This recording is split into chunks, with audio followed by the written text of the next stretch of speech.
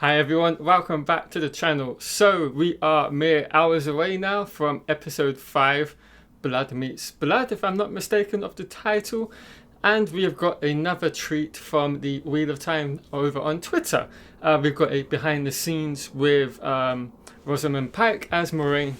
Well, not as Moraine, but as herself, I should say. So yeah, it's a minute, so without further ado, let's give it a watch. Here we are, just completing shooting in the Two Rivers, and I found out just now that this morning this whole arena here was an enormous puddle. Wow. The art department had to lay down an entire new floor. Big puddle. That was quite the undertaking, eh? You know, you could see in that kind of time lapse that they had, it really was just kind of a sight in the wilderness. You can see all the amounts of puddles, and to get that, they got the whole set built in half a day, less than a day, I would say, and started shooting on that same day, most likely, is quite an achievement. I think that's quite. I'm flabbergasted by that, to be honest with you. Wow. VIP access with Rosamund Pike. Oh, we're getting quite a lot of. I read the script and I was captivated. It's as if the world we know has been blown apart at the seams and reassembled, and all bets are off. The rules are all different. You're not the type of woman that hears no often. I am not, and that was very intriguing to me. To be. That is very true. She's never been that. I like this behind the scenes to certain degrees. I particularly love this shot because you can kind of see they've got all the green screens up in place where they're going to digitally insert. I would say, what is it? I think we might get a look at it maybe. Nope, we don't. They're going to insert some form of CGI there, which I'm sure we're going to see in this episode later today for myself. What I love is they've once again created what again looks to be a whole set, or at least a kind of row of houses just for this couple of shots that we've got here, which is really interesting. I would say these are actually quite possibly, maybe not, two different sets. I think really what is going on, we're seeing two different scenes at two different times of the day here. I think one would be just kind of when we see Rand and Matt make it into the town, and then later in the day, because the lighting's a bit different, but they're all saying, having said that, this could be because of the kind of post-production work with the changing you can do in the post-production editing suite. But as you can see, it is certainly two different scenes, because in the second of the two, we can see the procession with Logain coming through.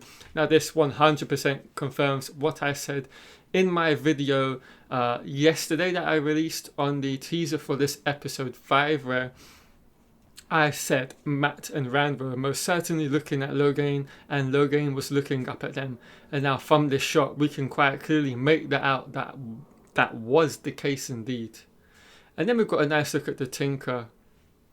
Or I heard someone say Tinker is rude, although they're called the Tinkers in the books. Tinkers is used.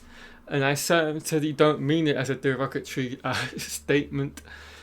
But yeah, the travelling people, for those of you that are inclined to think it is rude. That person who you don't know whether to trust or be wary of. That's really interesting. And it's quite true, you know.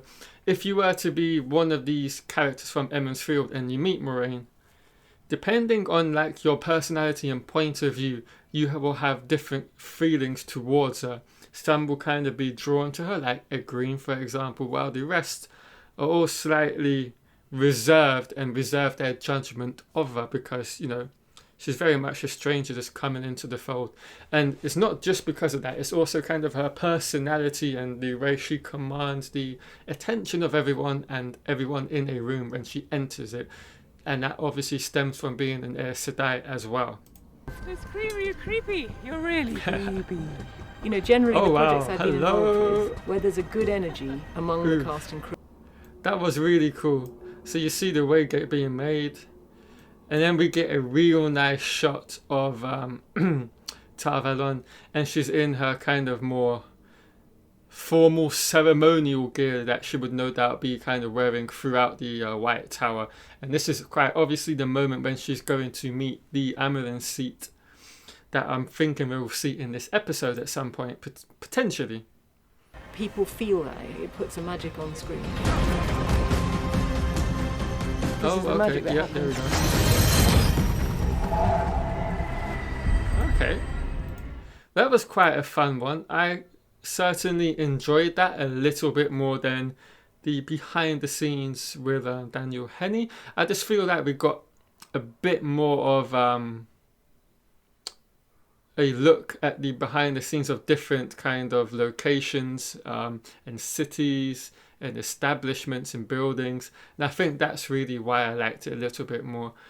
That was really fun. So yeah, I hope you've all enjoyed the video. I certainly had a good time watching this brief behind the scenes. If you did enjoy it, of course, please leave a thumbs up on the video. Subscribe if you're new. And of course, we have about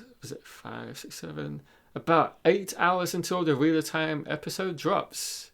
So yeah, I will catch you guys a little bit later on this evening, or most likely sometime tomorrow, because that will be midnight for myself Friday morning when I get to watch this episode. So yeah, once again, thank you all for watching. I'll catch you later.